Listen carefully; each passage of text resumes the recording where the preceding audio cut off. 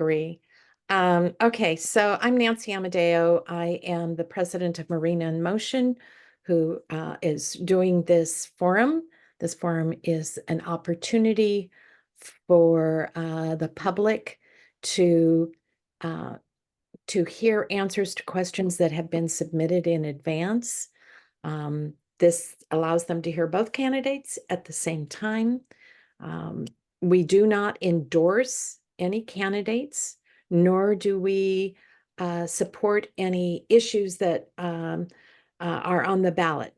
So we hope that you will find this interesting and that it will help you make your decision about how you vote in November or beginning on the 7th of this month. You should start receiving your ballots at that point. Okay, let's see. I'm going to introduce first our moderator, Doug Yount. Doug, would you? Thank you. Mr. Yount has over 38 years of experience in local land use development and municipal executive administration. He has worked all over the state of California. His education is through the University of California, Santa Barbara, then a master's in public policy from the University of Michigan, where he was awarded the Arthur Bromwich Fellowship by the Michigan Municipal League. Go Blue. He began his career with Deloitte as a consultant specializing in municipal finance, land use development, and organizational development. He served in cities throughout California, in San Diego County, Alameda County, and Monterey County. He's served as at every level of administration in cities, including all the way up to a city manager. And let's see, he's also been an adjunct instructor at CSUMB in the College of Business and in the Master's in Public Policy program at the Panetta Institute, where he taught for 9 years in strategic management and entrepreneurship. He currently is on the board of the Habitat for Humanity Monterey Bay. Yay. I'm sorry. I'm a recent board member, so I can't help but be happy. He's the former chair of the Monterey Peninsula Chamber of Commerce Board and former chair of the board of the Monterey County United Way. He has been married over 36 years to his wife, Nicole, with 2 children, Brett, 33, and Taylor, 30. When not agonizing over the development, entitlements, and construction schedules, Mr. Yount enjoys fishing and the piano. Okay. Thank you, Nancy, for that introduction. And let me now introduce candidates for council. First, we have Mike Moeller. Mike is a respiratory care practitioner for a public health care system. He's been a community volunteer in Marina since 2021. Jenny McAdams, born and raised in Monterey Peninsula. Jenny McAdams is a council member, has served on the Marina City Council for the past year and the Pacific Grove City Council for 4 years. Jenny is currently the Director of Operations at the Monterey County Business Council, and previously she worked in the offices of Jane Parker and Wendy Root Askew. These are our candidates that we'll be discussing in our forum today, and let me just go over the rules. They're fairly simple. The rules are there'll be first an introductory statement of 2 minutes each. That order of starting will be determined by drawing lots, which I'll do in a moment. And then they will go to questions and answers. And the questions, I'll be providing a number of questions that have been submitted by the public. And then you'll each have 2 minutes to respond to the question. And then you'll each have 1 minute additionally for any additional response. And then at the conclusion of questions, right before the end of the hour, or at 11, yeah, the end of the hour, then there will be a closing statement, 2 minutes each, which will be in the reverse order of who started at the beginning. Any questions on the format or the procedure here from the candidates? Seeing none, great, thank you. So what I'm going to do now is I'm going to put your name That's your name, Mike. And Jenny, this is your name. I'm going to put into, since this is virtual, I have to do these things, into a trusted, unbiased Smokey the Bear mug that I can reach into and then determine the order of the things. So Mike goes first, and Jenny, then you'll go second, and we'll reverse that for closing statements, and it'll go back and forth in terms of who starts with answering each of the questions. So if that makes sense, why don't we start then, Mike, with the first question of the day. The first question of the day is, Wait. They get to do sorry, their opening statements. I'm sorry. I moved right into questions and opening statements. Thank you, Nancy. Ready to go, Doug. I was wanting to keep things moving and a little too quickly. I apologize. So yes, Mike, why don't you go forward with your opening statement, and then Jenny after him. Thank you. Yeah, sure. Great. Hi, my name is Mike Moeller. I'm a respiratory care practitioner in a public health system by profession. I have lived in Marina just a few years. When I first moved to the community, I dove right in. I fell in love with the community and started joining a variety of volunteer organizations. Like started out in Citizens for Sustainable Marina, out at the Oak Woodland, and Natural Habitat and Park Restoration, trash pickups. I started meeting a lot of great people out there that transitioned to Friends of Marina Parks, that moved forward my passion for parks and open spaces. I am a member of Marina in Motion, for just to remain connected to the community. I'm also a board member of our Chamber of Commerce that's in a rebirthing phase after some struggles in the past years. It's a long process, but we're doing our best to restore the relationship with the business community, because there's so much growth here. Um, and my passions are really housing is a big part of the area. I believe we need more workforce housing, and I think being on the city council will help me take my volunteerism and my passion for the community to the next level. And I'm ready to get to work. Thank you. Thank you, Mike. Okay, Jenny, you have 2 minutes for your opening statement, please.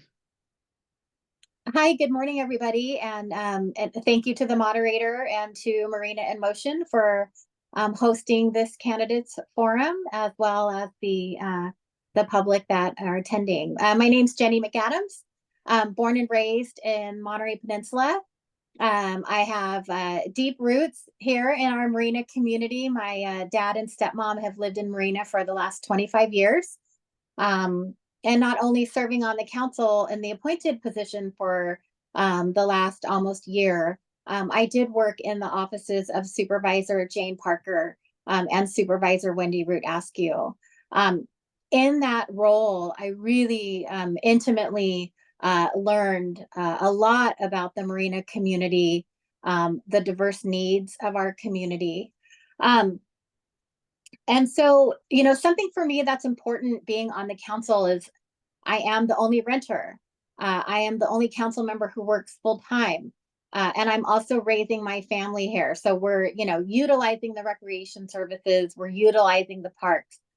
So I'm very grateful to bring that unique perspective to the council. As a mother of two, I'm very passionate about supporting and creating policies so our kids, our grandkids can have livable wage jobs and housing and live here in our community if they choose to do so. I've really noticed with my 19-year-old who is at MPC full time, a lot of his friends and actually their families are having to move away. They're getting priced out. Before we were seeing that priced out on the peninsula, Fiji, Carmel, Monterey. And unfortunately, that's happening in Marina. So something for me as your council member is to advocate for our families and to make sure that our community remains sustainable. Thank you. Great. Thank you, Jenny. Okay, now we'll move into council questions. Or questions for the candidates. Thought this might have been a Tuesday night at one point. No, it's the candidates for the questions. So the first question, and these have been again submitted by the public, and we'll start first in the reverse order then, Jenny, with you. What are your top 3 priorities for the city of Marina, and please elaborate.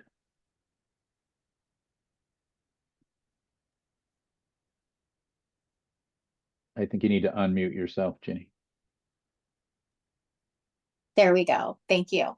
For me, aligning our staffing levels with the facilities and the growth of the city is one of my top 3. Marina is growing quickly. Our facilities are deteriorating quickly. And where we are as far as staffing levels is not to pace with the growth of the city as we increase our population. And really, with that is just providing basic needs for the city. So that's definitely one of my top 3. The other one is implementing robust maintenance plans. Yes, our staff, they're in double wides and they're in, the community center is not to the level where I would like to see, where I think that our city and residents deserve to be. However, just because they're not up to par doesn't mean that we ignore them like the redheaded stepchild. I think we still need to be mindful how much we're investing in facilities because I understand the return of investment. However, it's embarrassing to me when I look, and actually when we use the facilities, my kid is going to the community center, and it is, a little bit mortifying. So making sure that, we have that maintenance plan. So when we invest in Lock Patton Park, we're not going to be where we're at, in 5 or 7 years right now, where we're scrambling for $1 million to try to get that park back up to speed. And then decision making with an equity lens. It's really important, no matter where a resident lives in Marina, that they have the same services as where we're having newer communities being built. Thank you. Great. Thank you, Jenny. Okay, Mike, your response to what are your top 3 priorities for the city of Marina? Yeah, I think a lot of people are going to agree that it's, housing. In the coastal region, we're pretty expensive, and it makes it difficult to house people that live here, the workforce, people, the students, even some of the seniors and people that can't afford $1 million plus, $2 million houses. But the city is in a unique position. We own 550 townhouse units, and we have a couple hundred acres worth of land that's right for residential developments, which gives us an opportunity to provide and work with nonprofits and schools to build some more housing and make everything equitable and let people live here. Open spaces really is a big thing for me. I love Marina's coastal access, our Lock Patton Park, which is a huge passion project for me, and I've spent a lot of time working to help get that pond area looking a lot better. I love the 14,000 acres that's behind us, all of our smaller parks, and I look forward to making those as bright as I can. Community engagement is my biggest thing. I think there's a serious loss of community engagement in this area. There used to be a lot of it, and then we're finding that the city council meetings don't fill up the way they used to. The outreach is not as strong as it used to be, and I think that's something we need to restore.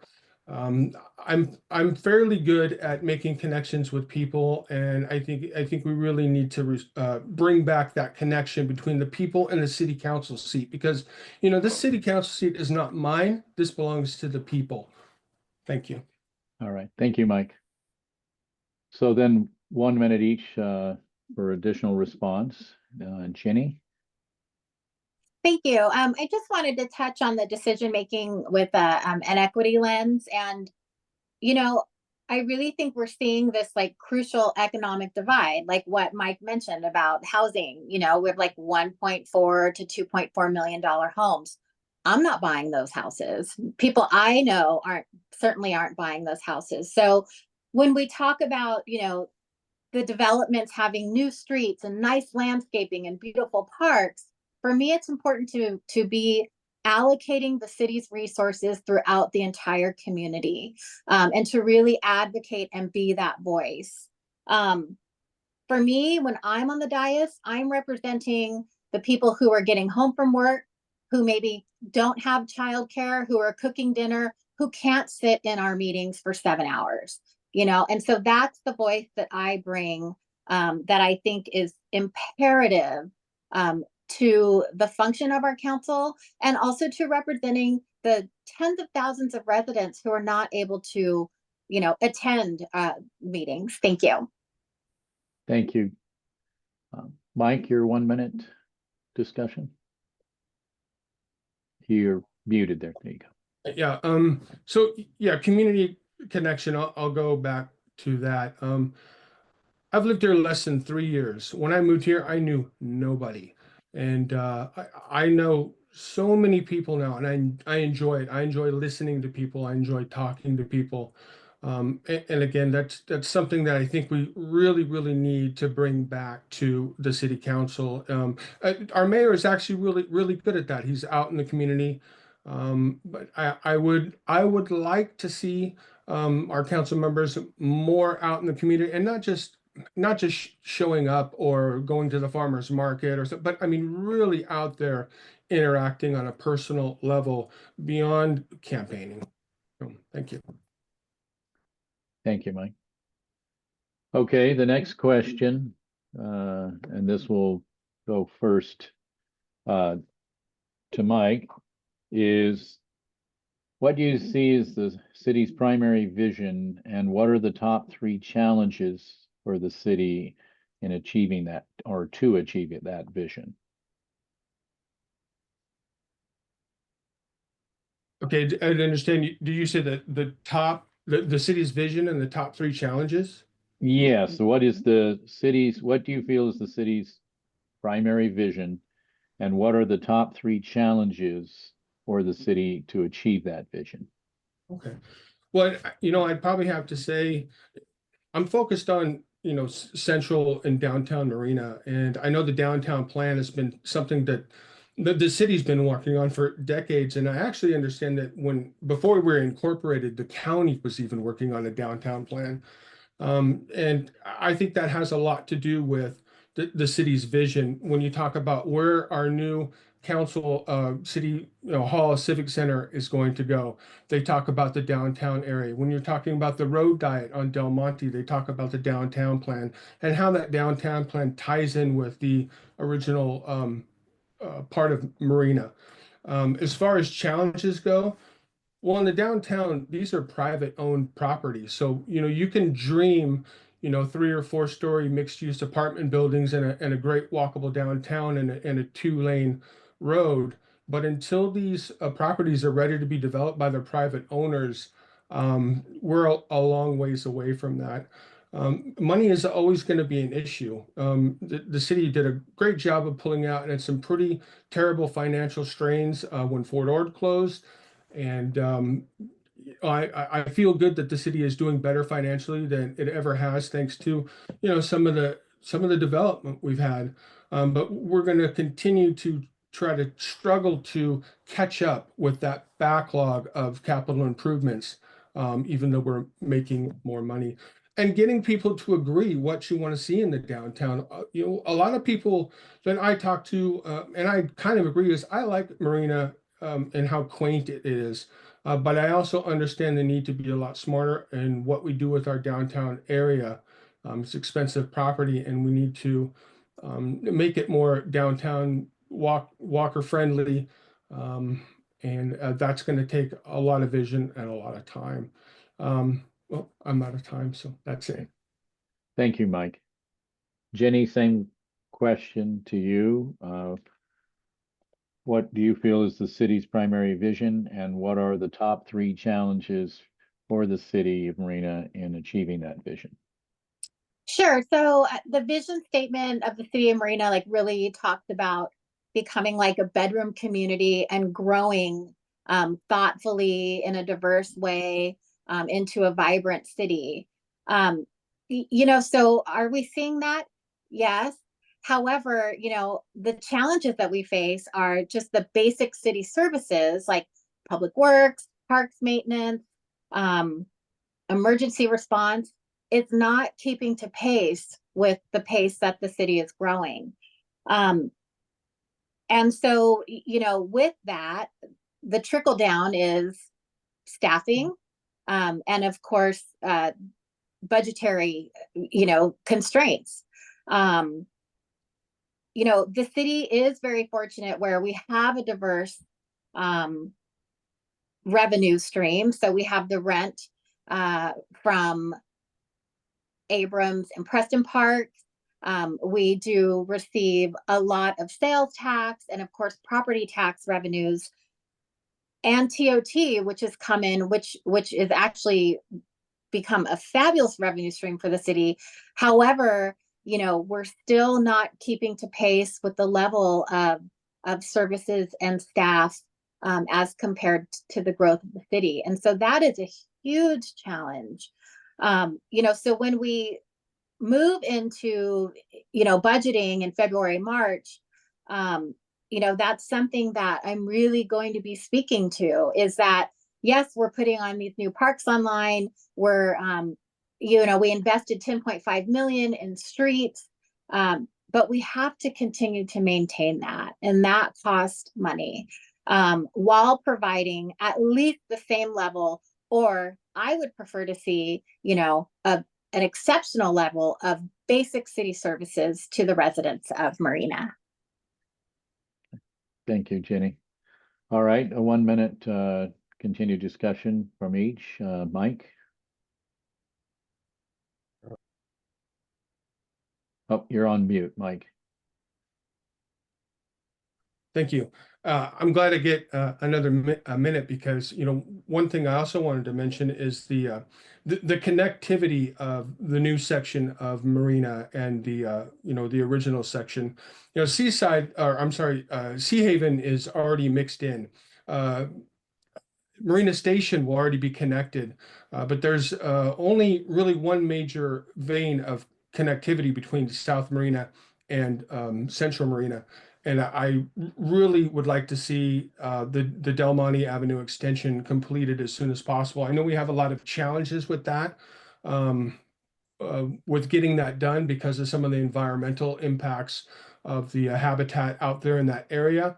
And I really, really want to get that done as quickly as possible because I think connecting South Marina and downtown Marina will help the downtown kind of be equitable with some of the new stuff that's going down in the promenade. Okay, thank you. All right, moving to the next question then is, what is your, and this will start Jenny with. Jenny get her 1 Oh, minute? I'm sorry. Did I not give you a minute, Jenny? I apologize. That's okay. Just really quickly, we are going through the general plan update and hosting community workshops. And so with regards to the vision of the city, please participate. There's online surveys, there's a dedicated email address. And this conversation is so important for the future of our city. Thank you, Jenny. Now, starting with you, Jenny, on the next question for 2 minutes each, and then a minute response. What is your position on the $50 million bond measure, Measure U? Do you support or oppose Measure U? Please provide reasons for your position. Sure, thanks for that. And just full transparency, I am a renter in the city of Marina, so I recognize that I have different skin in the game. However, my dad and stepmom have owned their home for 25 years. and they're supporting Measure U, just on the fundamentals of their seeing the need of the facilities that Measure U will bring. So I will be personally marking my ballot and supporting Yes on You. I'm in the city council chambers with the tarp on the roof, and our staff is in a double wide trailer. Our police and fire, they're just stacked on top of each other in the facilities. The ladder truck that was recently purchased, and we have one more coming online, is in like a tent, like a tarp type structure, because there's no space. The fire station can't accommodate the ladder truck, which is needed to serve these taller buildings that are happening in the city of Marina. So for me, I think it's just very basic to continue to the level of service, to continue to provide public safety and meet just the regular requirements. I mean, our response time as compared to what is required is, we're way off the chart in so many levels. And this investment in our community, when we talk about the vision for Marina, my vision is not, our seniors having to like move out of the way and stop playing pickleball because the kids are coming in while the employees are in a double wide trailer. Thank you, Jenny.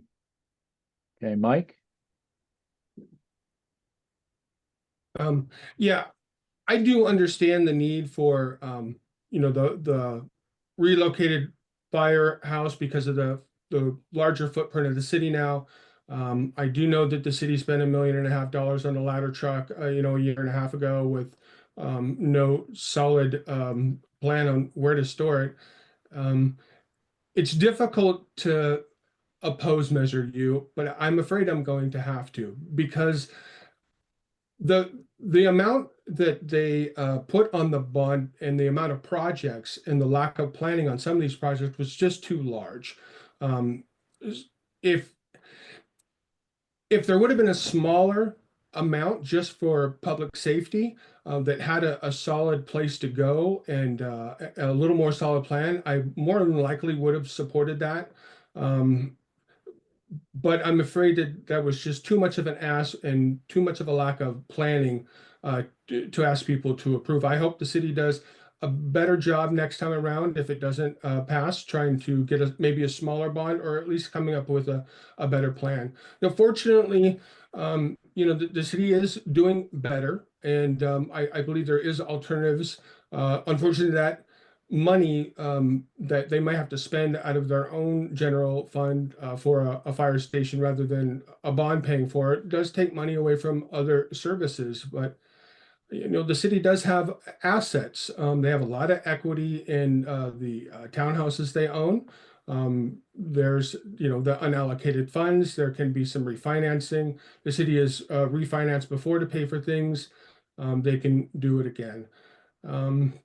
There's other bonds going on right now, and asking for an additional $500 or $1,000 a year on people's property taxes on top of other bonds is just not possible right now. So that's a no for me. Thank you, Mike. Jenny, a 1-minute response. Sure, thanks. I mean, shoulda, coulda, woulda, right? Like, so here we are. We need the facilities, and if anything, I get the threshold is high. I'm realistic, but I think that this is a great conversation that the community is having, and I appreciate that everyone I've talked to recognizes. I mean, the first thing out of their mouth is like, "Oh my gosh, of course! Like, of course we need these facilities." And so if the city, if the voters don't want to support it at this point, then yeah, we can go back and try to figure it out. But I mean, as far as pulling, even 22 million from where, and and with government dollars, with our budget, we have to pull from somewhere to invest in others. And so with the capital improvement project list of unfunded, over 100 projects, like how do you choose? Like for me, I could not support like, oh yeah, let's take all this money and just put it into one facility. That would be really difficult. Thank you, Jenny. Okay, Mike, minute response.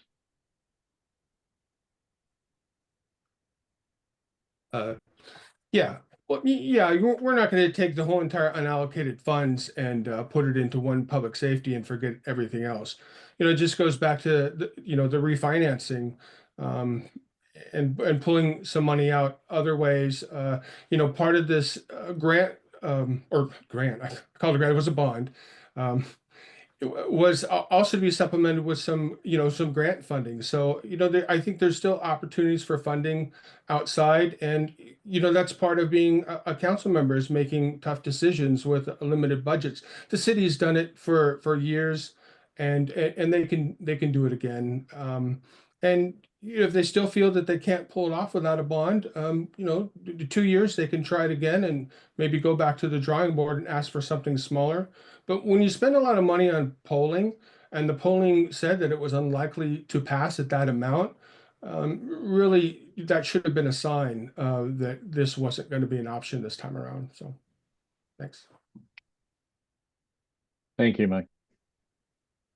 So now moving on to the next question. And this first will go to you, Mike, first. Is the Cypress Knolls subdivision has not been developed since 1994 or before. How would you suggest this subdivision get developed, including the time frame? What land use do you feel should be developed in that Cypress Knolls area? And that'll start first with you, Mike, and then to Jenny. Yeah, that's the last big developable piece of property that continued to have problems. Oh, But I think this time we need to be really, really careful and not jump to take asbestos. And very costly to demolish what buildings have been demolished so far.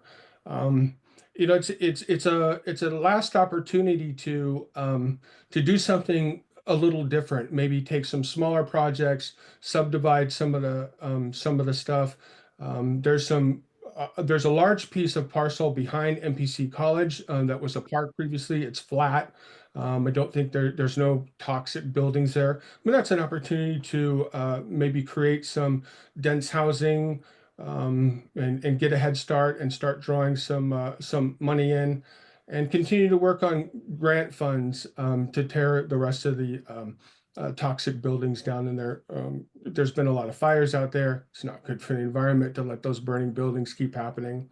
But there's also development going on over there already with the VTC. They on Hayes Circle, they own a portion of those houses. They've remodeled them years ago, and they're building a pretty large apartment complex for veterans that I believe has somewhere around 70 one-bedroom units. So there already is the start of development over there, and we just need to keep that momentum going. But remember this time that this is our last opportunity to do something really, really good for Marina. And remember our workforce housing, our seniors, and our students, because we have enough $1.52 million houses in Marina already. Appreciate the growth that it's caused, and the tax revenue and the mall and the promenade. But now it's time to think about our workforce, students, and seniors. Thank you, Mike. Jenny? Thanks. I mean, and that's a great sentiment, but the fact of the matter is it's way expensive to mitigate and demolish all of those, existing buildings. I call it the zombie apocalypse. If there was a developer or someone who wanted to build, it would have happened by now. And the city doesn't have the money, and I don't really know what grants are available to mitigate and remove those buildings. So, unfortunately, until somebody steps up with a lot of money The city does not have the resources to redevelop that land. I mean, it would be great to house seniors and to house students and to have, low income housing. But the fact of the matter is the condition of the land and the condition of the buildings and the complexities with regards to demoing, asbestos properties, and that, I mean, basically it's a contaminated hazmat site. It's not conducive for building or developers, or we would have something by now. I mean, it's been abandoned for decades for a reason. But I definitely am open, and I'm sure that the city would, be grateful for ideas and resources, and how we can move forward. But until, buckets of money fall from the sky, which I don't really foresee happening, unfortunately, those parcels and lands will remain as they are. I mean, we could, think about like a excess land type of offering, which is, like a government type program where you say, hey, we have all this land. Would anyone like it? I mean, we could potentially look into that, but I really just, it's a daunting sort of task. Thank you, Jenny. Okay, Mike, a minute response. Yeah, it is. I'm in no hurry. That those houses have been abandoned for 30 years. So if it takes another 5, 10, 15 years to get something built over there, that's fine. This is the last opportunity, the last large piece of city-owned land in the heart of Marina. That is the parcel that connects Central Marina and South Marina. We need to be really careful. No hurry. I was talking about the parkland that's behind the MPC College. It's something that you can utilize to get a start that doesn't have any buildings on it, just to get maybe something going, some seed money, work with somebody and maybe sell that parcel just to get things going. But if it takes another 10 years, I'm fine with that. I'm sure a lot of people aren't. A lot of people are getting tired of the fires, but we've done a really good job of securing that area a lot better. And I hope we can keep the area secure and safe until we can come up with a real plan to get it developed. Hey, thank you, Mike. Jenny, you have a minute? Yeah, thank you. I mean, I don't really have anything to rebut. I mean, I agree with that, right? That's the only option, is we're just going to sit on it because we don't have the resources and there's no developers, coming up. I mean, I agree. Yes, I don't want to see, homes that are not going to be attainable to residents who are already here. But ultimately, I don't know what the solution is. It's sat vacant. Perhaps, Doug, you have some friends that would want to develop on it, but I mean, if that was the case, it would have happened by now. So, yeah, the city's going to keep sitting on it. And we just approved some demoing of some buildings, and I think we'll just kind of keep chunking at it at a time, and cross our fingers that a developer comes along who wants to build diverse housing for our community. Okay, thank you. Moving on to the next question then is, and this will first start with you, Jenny, and then to you, Mike. Marina City Council has recently approved several $1 million and various existing city parks. What would you do to hire additional park maintenance workers to maintain the existing parks in good condition? Sure, thank you for that. Just going back to when we start our budgeting, right? I'm really going to be speaking and advocating for staff. We did just bring on a dedicated maintenance person who is in the parks. I'm sorry, who's in the recreational and cultural services department. And so they are dedicated to parks.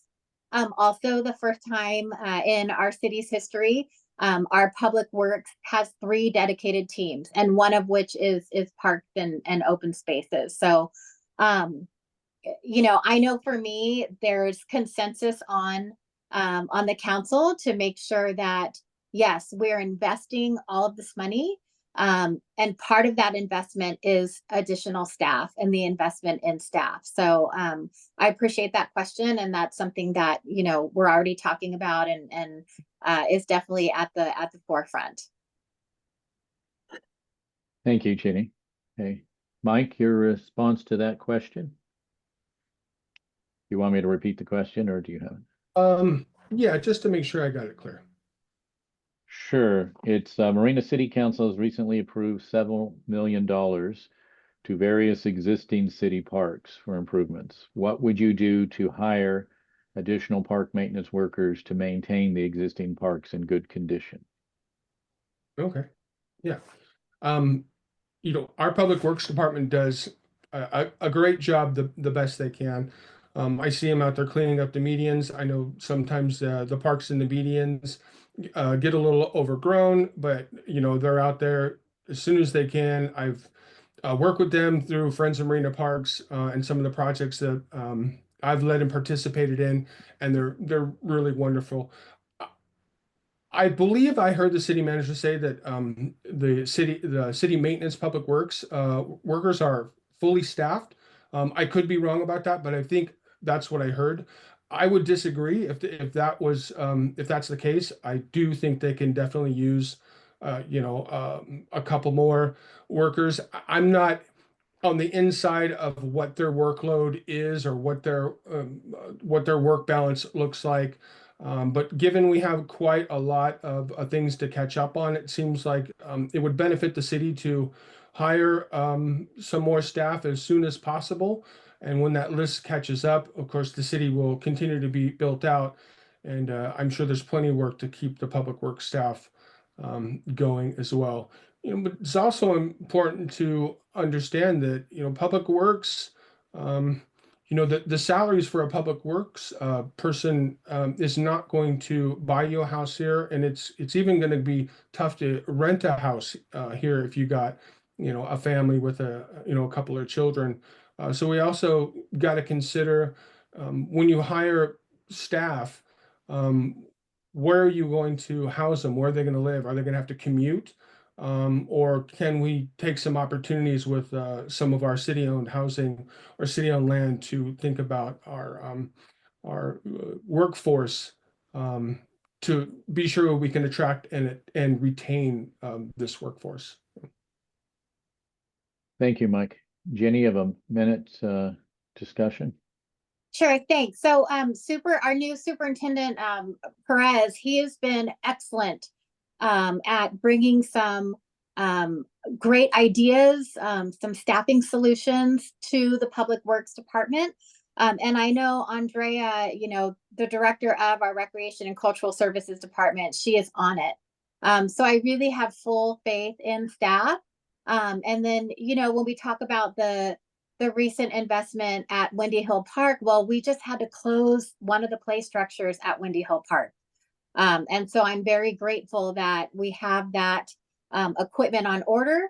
The same with the park at Sea Haven. I'm looking forward to bringing that online. And I just would encourage the watchers or the people that are participating today, let staff know if something is going on. It's hard to be in all the places at all the times, and the users of our parks and facilities, it's very helpful if they communicate what's needed. Thank you. Thank you. Mike, minute discussion there? Yeah, sure. Our public works is very responsive, and it's great that if you see something and you need something, you can email Public Works or the city.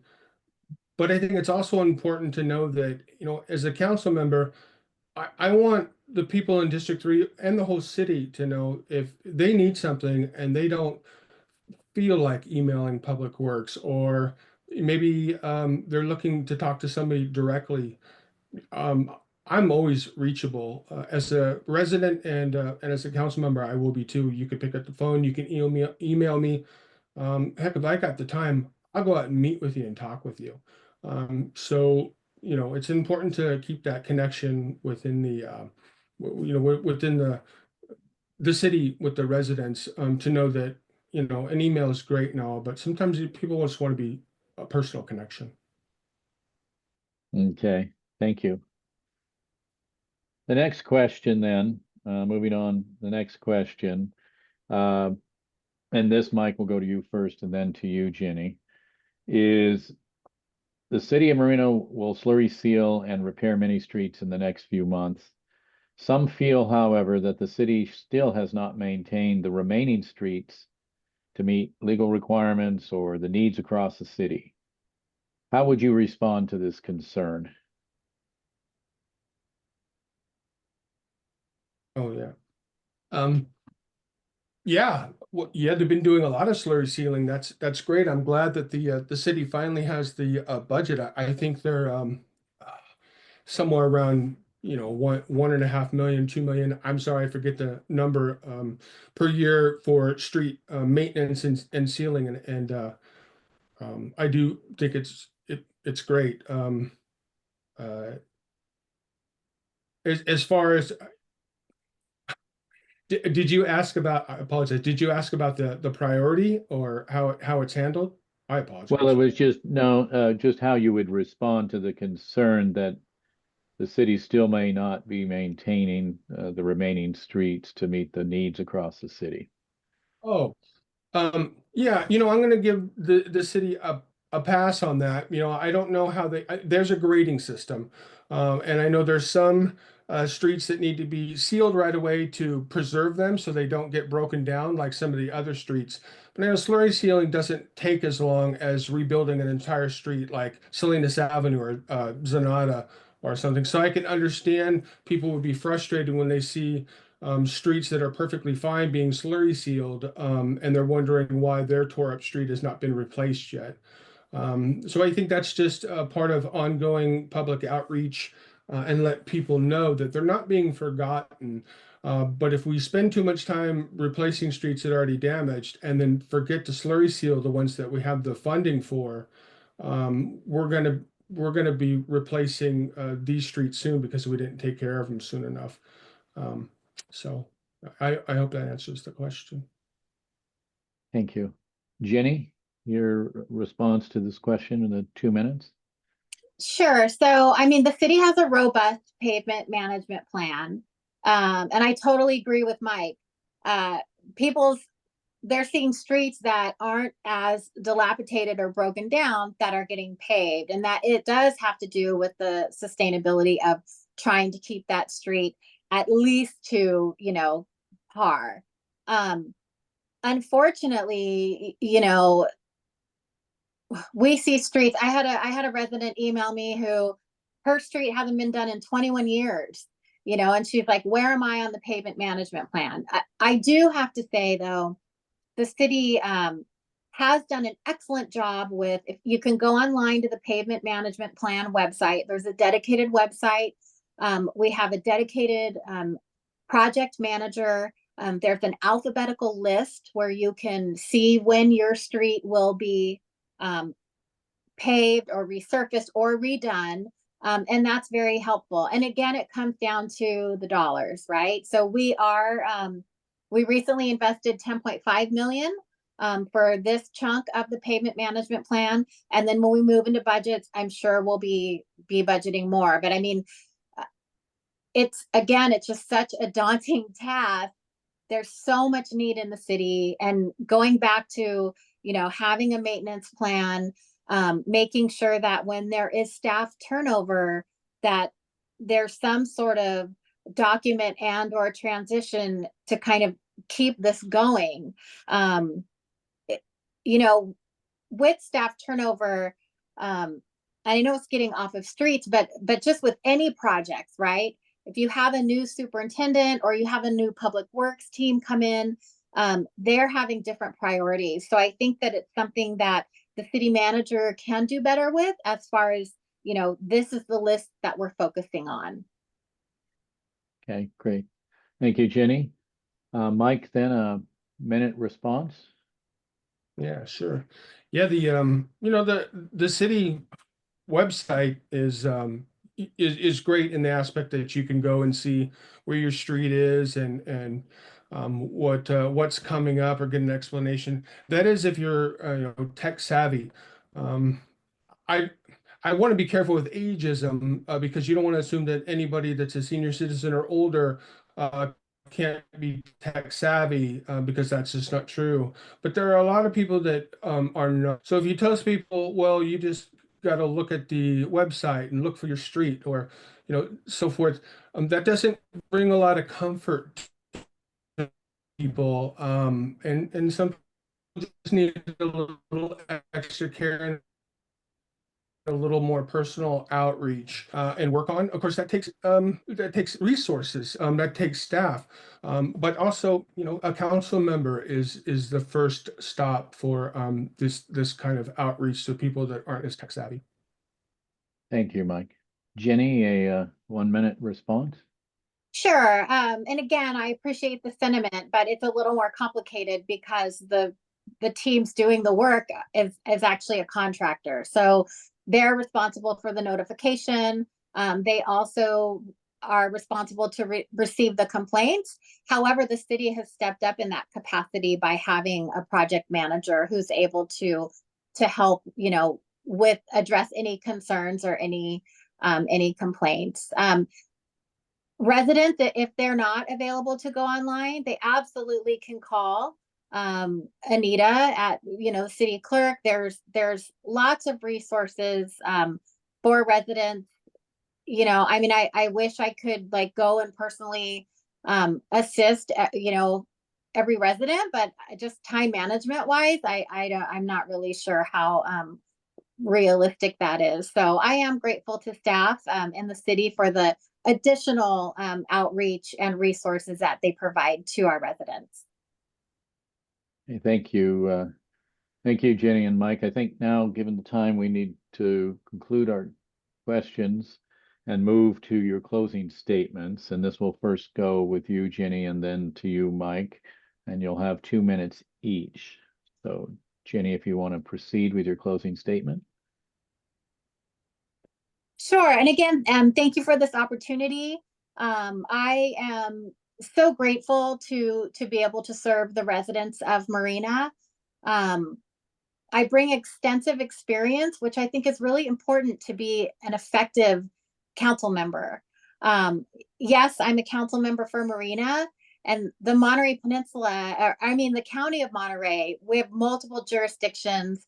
They're all fairly small. And so it's important to be able to work on a regional capacity as well. And I bring those relationships, which I think is really important.